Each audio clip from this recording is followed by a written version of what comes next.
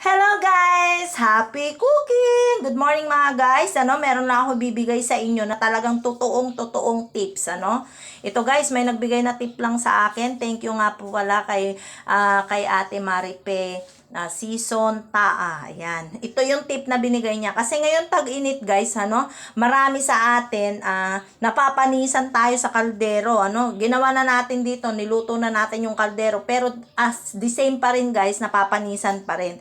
Pero guys, ito yung ating charan, ito suka, Ito yung suka na to, ilalagay natin dito guys, lagyan natin ng isang takip or kaya isang kutsara. Hindi naman siya aasim guys yung bigas natin, yung kanin natin. So ilalagay natin siya diyan sa sinaing bago natin siya isasalang.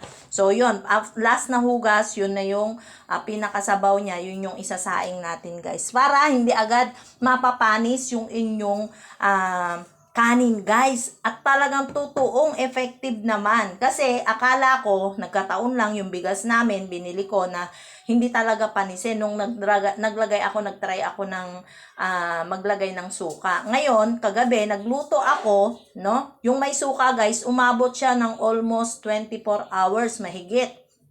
Kasi gabi ko yun niluto, tapos nung gabi, may natira pang kanin, pero hindi siya napanis. Hindi siya amoy panis, pero medyo may konting basa na, kaya ibinigay ko na sa pusa. Pero ito guys, kagabi, nagsaing ako, Ito guys, pakita ko sa inyo. Nagsaing ako, nagkaroon na siya ng ganyan, nagbasa na agad. O kagabi ko lang yan sinaing, ganyan, nagpanis na siya agad.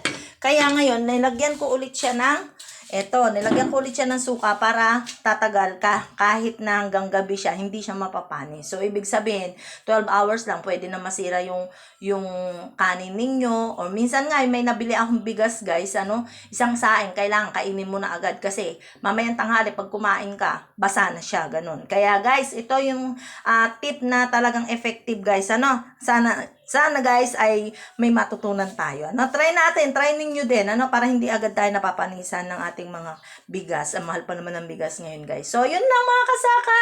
Happy cooking! April Balyasali from Team Phoenix Golden Dragon ng Rising Era Dynasty nagsasabing, mabuhay magsasakang Pilipino.